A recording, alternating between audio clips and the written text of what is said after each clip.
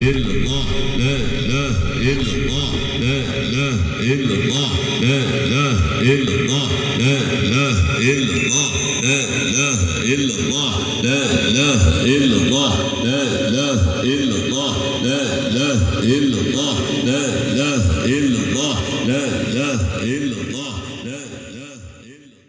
حمدا وشكرا لله صلاة وسلاما على سيدنا محمد ibni Abdillah wa ala alihi wa sahbihi wa mawalah.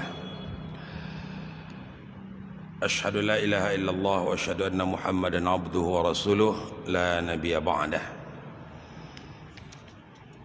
Bapak-bapak dan ibu-ibu yang dirahmati Allah, kajian kita pada pagi hari ini adalah tentang tipu daya dunia dan panjang angan-angan. Baik, kemarin kita sudah mengkaji tentang takhalli dan tahalli. Jadi hakikat dari takhalli dan tahalli itu sebenarnya takhalli itu bukanlah yang dimaksud seseorang tidak ada mempunyai sifat-sifat yang jelek. Tahalli seseorang bertempat sifat baik pada dirinya. Bukan itu yang dimaksud dengan takhalli. Bukan tidak ada sifat jelek di dalam dada kita, tetapi yang dimaksud adalah seorang hamba Allah tumbuh dalam jiwanya sifat-sifat baik itu. Jadi apabila tumbuh sifat-sifat baik, apabila dia beramal baik dan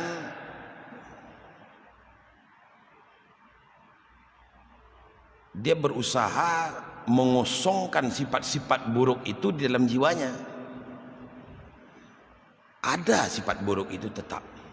Jadi potensi untuk bersifat buruk itu ada saja sama siapa saja. Jadi tidak ada ceritanya orang tidak ada sifat buruknya di dalam hatinya.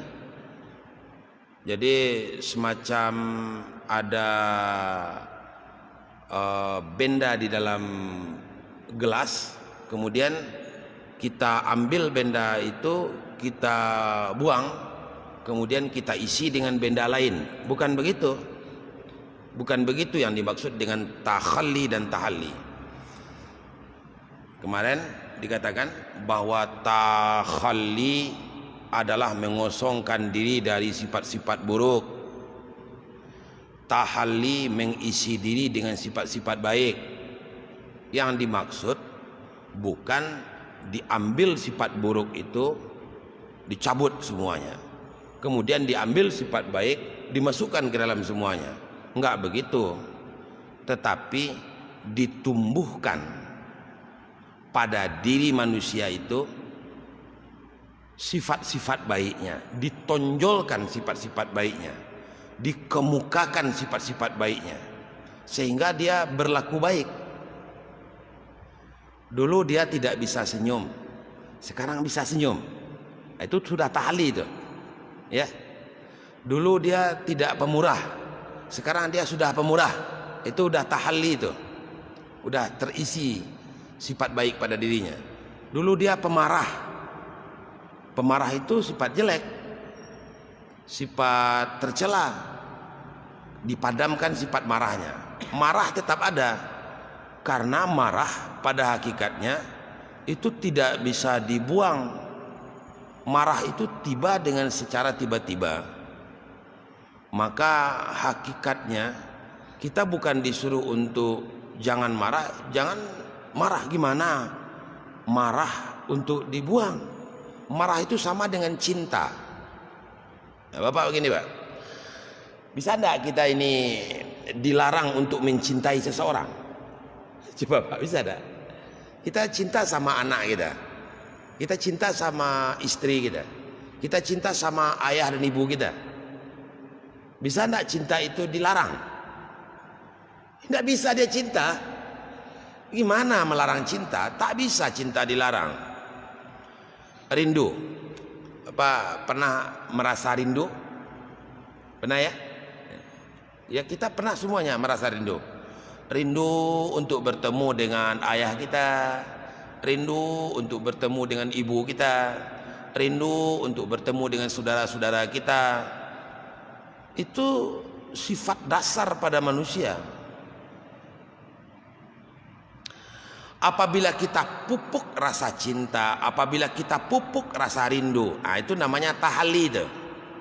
Ya. Apabila kita pupuk rasa sabar, apabila kita pupuk jujur, apabila kita dipupuk terus, sehingga bertumbuhlah kebaikan-kebaikan itu dalam diri manusia. Artinya lawan dari sifat-sifat kebaikan itu yaitu sifat kejelekan, umpamanya dendam. Dendam itu ada dalam hati setiap manusia. Marah itu ada pada diri manusia. Dia tidak bisa hilang, memang sudah ada di dalam.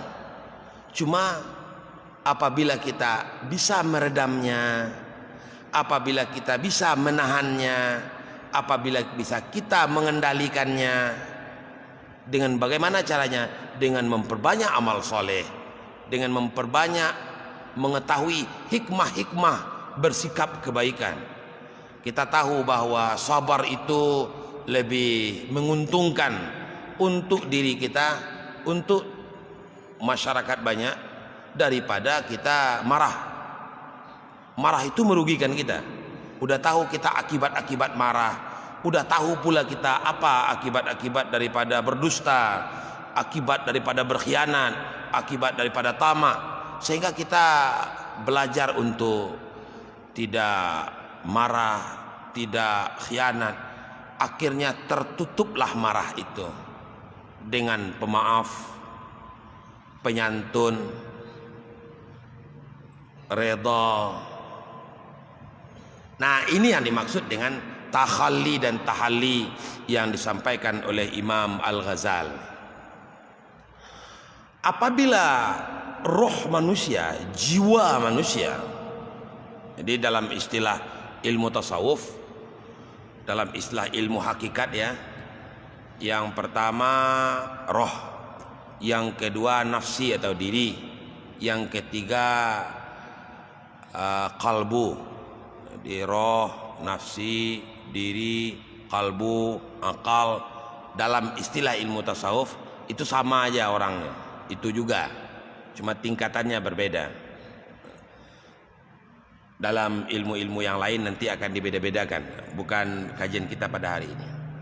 Baik, kalau begitu keadaannya, maka orang-orang yang dalam keadaan sakit, jadi kita dipandang sebagai orang-orang yang sakit apabila yang tumbuh dalam jiwa kita itu bohong terus, khianat terus, membenci terus, jahat sangka terus, itu namanya kita sakit. Kita berobat. Kemana kita berobat? Duduk di halqah ilmu. Duduk dalam halqah ilmu itu salah satu obat untuk menghilangkan marah, menghilangkan dendam, menghilangkan su'zan, menghilangkan menepuk dada, membanggakan diri, menghilangkan merasa paling pintar, merasa paling kaya, merasa paling alim, merasa paling hebat. Jangan katakan kalau bapak sakit hati aja sama orang, bapak anggap bahwa bapak sehat. Saya jangan menyangka, kita semuanya jangan menyangka bahwa kita kalau benci aja sama sesuatu, sama seseorang, menganggap kita dalam keadaan baik-baik saja. Kita menganggap bahwa kita tidak sakit. Enggak, kita dalam keadaan sakit. Ini seperti ini. Ada mobil jalan mulus tuh mogok dia. Harusnya mobil ini jalannya mulus saja. Di start, bawa mobilnya, mulus jalannya, tidak ngadat, tidak tersendat-sendat. Tiba-tiba mobil ini berhenti aja, atau tiba-tiba mobil ini oleng sebelah. Orang yang berakal dia akan turun dari mobil itu. Dilihatnya seputaran mobil, apa angin mobil ini yang kurang, atau dibongkar di bagian depan, apa minyaknya atau bensinnya yang tidak ada, atau olinya yang habis, atau ada onderdilnya yang kurang atau yang soak. Begitulah orang-orang demi mobilnya tetap jalan, diperiksa. Nah, orang-orang bodoh, dia punya mobil, mobilnya berhenti, mobilnya tidak bisa jalan, dia diamin aja. Kadang-kadang dia dorong-dorong juga, atau dia tak pedulikan, sehingga semakin hari semakin rusaklah mobil itu. Semakin hari semakin rusaklah mobil itu. Begitulah kira-kira hati manusia ini. Kita kalau tidak melihat ke dalam, kita menganggap bahwa diri kita ini benar terus setiap hari. Nggak ada melihat, aduh ya Allah, tadi saya salah ngomongnya, benar nggak tuh ya? Ngomong dekat yang ramai seperti itu benar nggak ya? Saya bersikap seperti itu dekat si Anu itu betul tak ya? Nah, orang yang mau memeriksa dirinya inilah yang kemudian disebut dengan orang yang mau berobat, orang yang tahu dengan dirinya. Dia datang ke majelis ilmu, dia datang berdekat dengan orang soleh, dia datang kepada orang yang ahli untuk memperbaiki hati. Orang yang ahli memperbaiki hati adalah orang-orang soleh, orang-orang yang berilmu, orang yang tidak bisa hati itu diperbaiki dengan memperbanyak main domino, atau memperbanyak main gaple, atau memperbanyak shopping ke mall, atau memperbanyak jalan-jalan traveling, atau memperbanyak gurau. Tidak bisa hati. Bahkan dengan sebab mengambil tindakan salah seperti itu, akibatnya hati ini semakin hari semakin berkarat. Lihat orang udah baik banget, udah soleh, masih sakit juga hati kita. Yang diperiksa bukan orang itu, yang diperiksa adalah diri kita sendiri. Itu kira-kira apa ya? Itu namanya inti daripada takhalli dan tahalli. Baik, dengan sebab takhalli dan tahalli itu, maka Allah Subhanahu wa ta'ala akan membukakan satu langkah lagi jalan menuju Allah. Maksud jalan menuju Allah, Allah singkapkan sedikit rahasia Allah kepada kita. Allah tampakkan sedikit saja tentang kebesaran Allah kepada kita, tentang wujud Allah kepada kita, tentang ilmu Allah kepada kita, tentang kehebatan Allah kepada kita. Maka kita akan merasa tercengang-cengang. Oh, ternyata Allah memang maha agung. Oh, ternyata Allah memang maha alim. Oh, ternyata Allah memang maha penyantun. Oh, ternyata Allah memang maha pemurah. Oh, memang ternyata Allah maha pemberi solusi dalam segala persoalan. Itu bisa kita ambil, bisa kita ketahui, bisa kita rasakan. Buanglah dulu sifat-sifat jelek ini, masukkan sifat-sifat baik. Sepanjang hati ini terkunci dengan sebab kita membiarkan sifat buruk di dalam jiwa kita dan tidak mengobati hati dengan cara menumbuhkan sifat-sifat baik, itu orang tak akan bisa ngambil hikmah. Tak bisa ngambil hikmah. Miskin sedikit meradang, disinggung sedikit marahnya sampai berbulan-bulan, sampai bertahun-tahun. Bencinya kepada sesuatu kelewat batas. Ini yang dimaksud dengan takhalli, tahalli, tajalli. Nah, tajalli itu apa? Terang, terbuka pintu ma'rifatnya dengan Allah, Ini gini nih Pak. Orang yang tajalli itu artinya orang yang terbuka pintu ma'rifatnya dengan Allah, dia akan bisa merasa bahwa dia sedang dilihat Allah, sedang diawasi Allah, sedang dikontrol Allah. Itu tanda-tandanya. Kalau kita udah terasa lembut hati, sehingga semakin lama semakin enggan ini kita, malu aja kita berbuat kejahatan. Nah itu sudah mulai kita masuk kepada langkah yang dimaksud dengan tahapan yang dimaksud dengan tahapan tajalli, nyata dan terang Allah bagi kita gitu.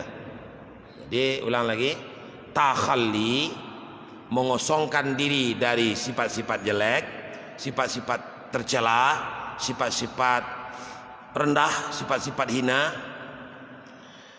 Maksudnya mengosongkan diri itu dari sifat-sifat jelek, meredam sifat-sifat itu, menahan sifat-sifat itu, meletakkan dia, menguncinya, dan mengisi diri dengan sifat-sifat baik. Maksudnya menumbuhkan sifat-sifat baik dalam jiwa, sehingga tertonjollah kebaikan-kebaikan dalam diri kita. Maka naik kepada yang ketiga yang dimaksud dengan tajalli, terang dan jelas bagi kita rasa bertuhan. Nah kalau sudah sampai kita kepada tajalli ini, indah sekali. Apapun yang terjadi di dunia ini tidak menjadi beban bagi kita. Dunia sifatnya adalah sementara dan akhirat selama-lamanya. Apabila ini ada pada diri orang, dia menganggap, Bapak tinggal di mana?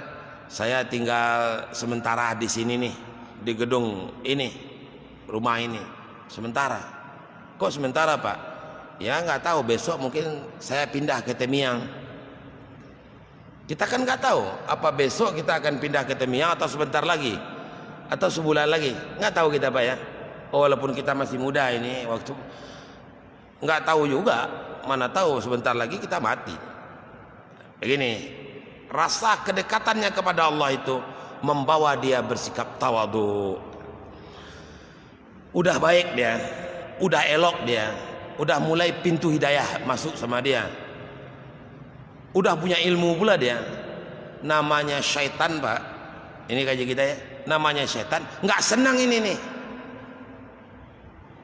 karena ada dua gangguan di dunia ini yang membuat manusia terpukau.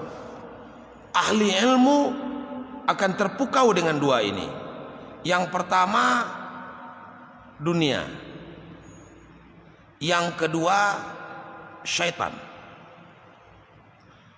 Karena cinta orang kepada dunia, dia tertipu dengan dunia ini. Saya contohkan begini, kita contohkan begini. Sebenarnya apabila hati kita bersikap atau berpegang kepada sesuatu yang tak patut untuk dipegangi, hati kita memegang atau bersandar kepada sesuatu yang tak patut kita bersandar kepadanya, seperti kita bersandar kepada keahlian kita, tidak bersandar kita kepada Allah. Atau kita bersandar kepada kekayaan kita, kita tidak bersandar kepada Allah. Atau kita bersandar kepada kezuhudan kita. Ini agak halus sedikit Pak. Gini,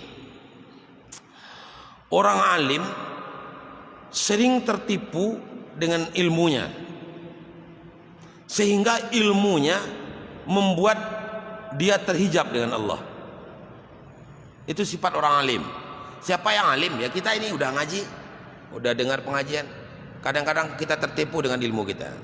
Contoh, Pak, tak usahlah kita sholat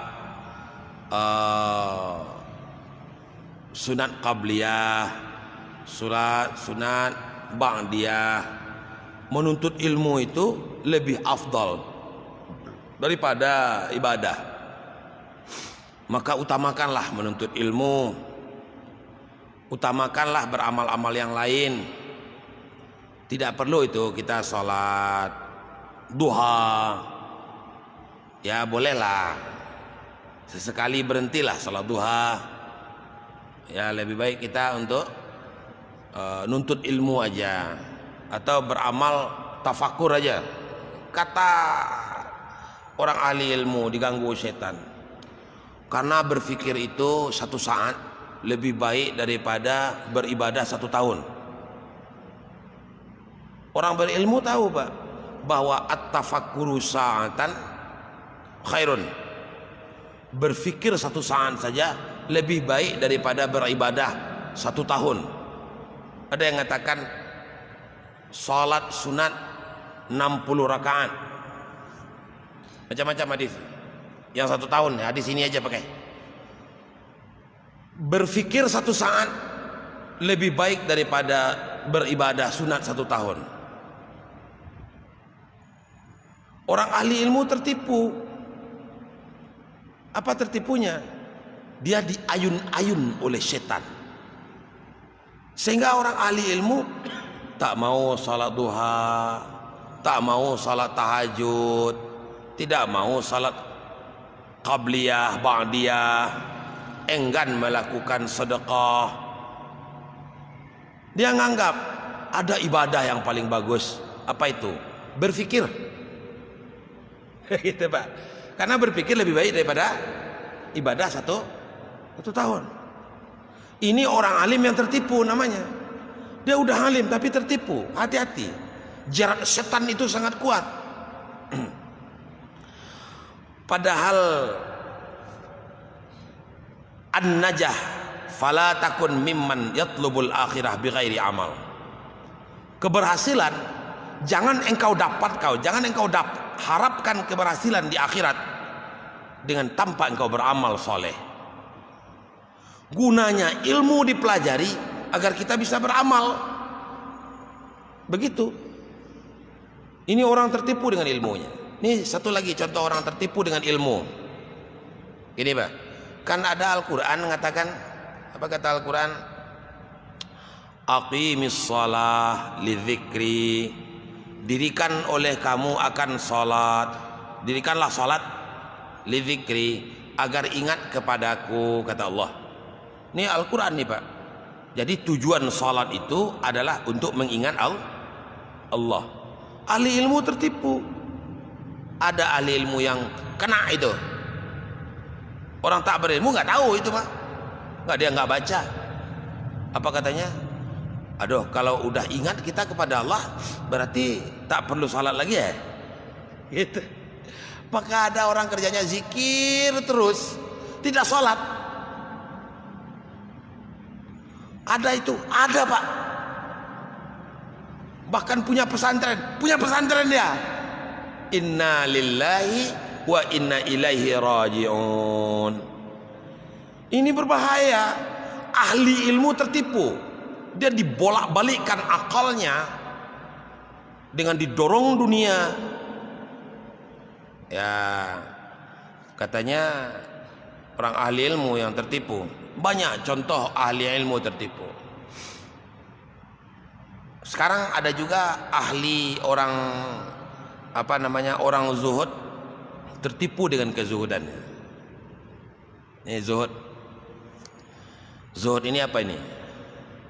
Zuhud pada dunia.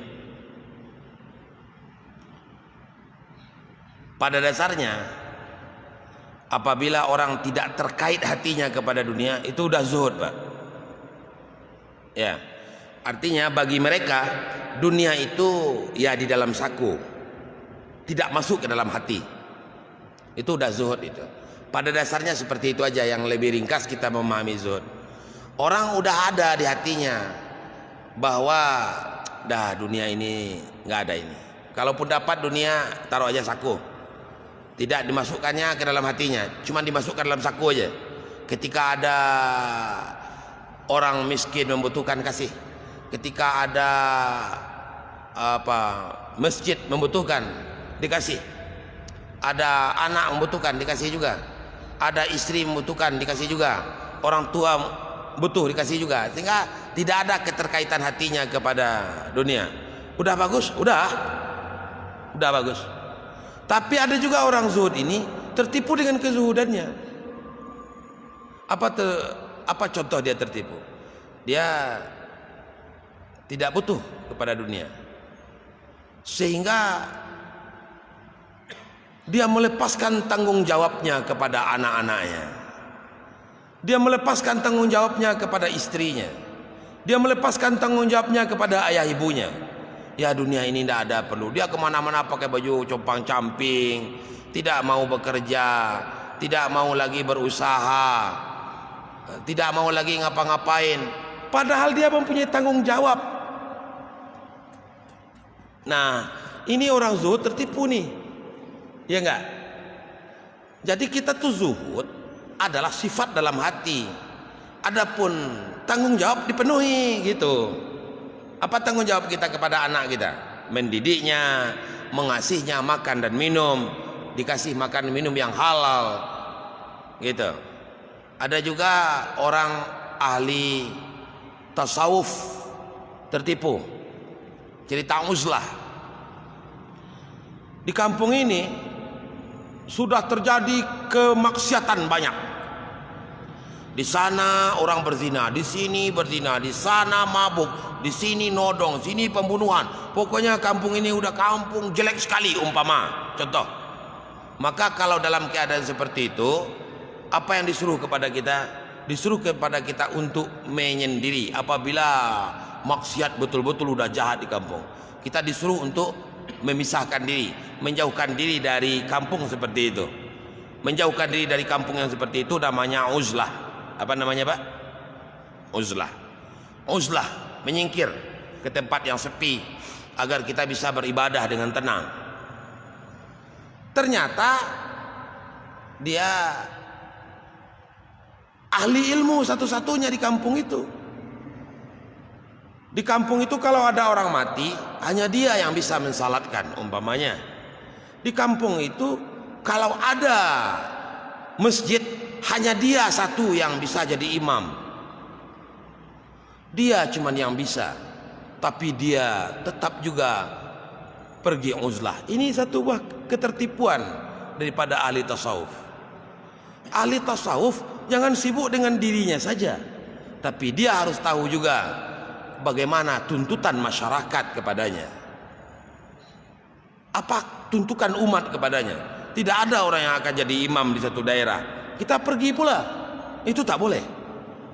Tidak ada orang yang akan bisa, andaikan mati kampung ini, nggak ada orang yang bisa mandikan jenazah, nggak bisa sholat jenazah. Kayak bisa-bisa orang mati kayak apa? Kayak binatang mati aja, masuk aja dalam tanah. Nggak pandai orang lagi, karena udah bodoh kampung itu umpamanya. Orang tak ada lagi mempedulikan ilmu. Kita tidak mengharapkan negeri itu ada. Ini andaikan seperti itu terjadi, maka kepada ahli ilmu tidak disuruh untuk uzlah, menjauh dari daerah itu. Nah, ini diantara bentuk-bentuk ketertipuan para ahli zuhud. Ahli pendosa juga ada tertipu. Kan gini nih, Pak. Apabila kita berdosa, kita disuruh oleh Allah untuk minta ampun. Jangan takut, betapapun besar dosa kita, ampunan Allah lebih luas, lebih besar daripada dosa yang kita lakukan. Gunung Merapi di Jogja tambah dengan Gunung Merapi di Sumatera Barat, dua buah gunung. Umpamanya dua gunung itu besar dosa kita. Belum seberapa, ampunan Allah itu meliputi langit dan bumi. Begitulah pemurahnya Allah.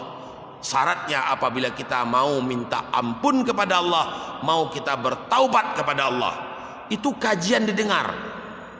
Para ahli pembuat dosa dengar kajian di luar.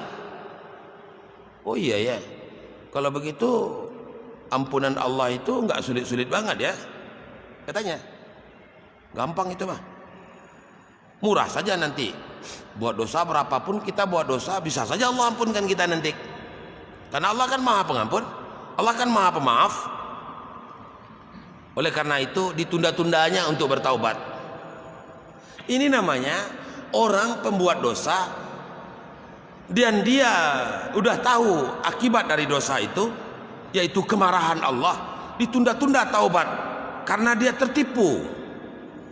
Sebenarnya wasari'u ila maghfiratin minallah, cepat-cepatlah kamu untuk mendapatkan ampunan dari Allah, karena kita tidak mengetahui kapan kita akan diangkat dari bumi ini dan bertemu dengan Rafiqul A'la. Nah, ini namanya adalah orang berbuat dosa tetapi bisa juga tertipu. Nah, banyak lagi contoh-contoh yang membuat orang tertipu. Ada lagi yang disebut dengan dalam Al-Quran dikatakan, fala taghurrannakumul hayatud dunya wala yaghurrannakum billahil gharur. Janganlah menipu daya akan kamu kehidupan dunia. Kehidupan dunia yang dimaksud di sini adalah apa yang ada pada diri kita ini. Jangan sampai ini yang kita miliki, harta yang ada pada kita, membuat kita lalai kepada Allah. Dan jangan pula lah menipu daya akan kamu si penipu daya, yaitu syaitan, tentang hubunganmu dengan Allah. Kita jangan dimasuki oleh setan tentang hubungan kita dengan Allah. Kalau dimasuki, ganggu terus. Maka yang ideal itu bagi seorang mukmin yang baik, mukmin yang benar adalah kita jalankan syariat. Salat, puasa, zakat, haji, semuanya jalankan. Yang wajib jalankan, yang sunat dijalankan. Seraya kita menata hati kita. Ditata hati, belajar kita ikhlas, dibuangkan sifat yang mazmumah, kemudian diisi dengan sifat-sifat mahmudah, ditumbuhkan sifat-sifat baik, diperkuat keyakinan, diperbanyak baca Quran, diperbanyak zikir, gitu aja. Jangan membuat pintu setan atau godaan setan mempengaruhi diri kita.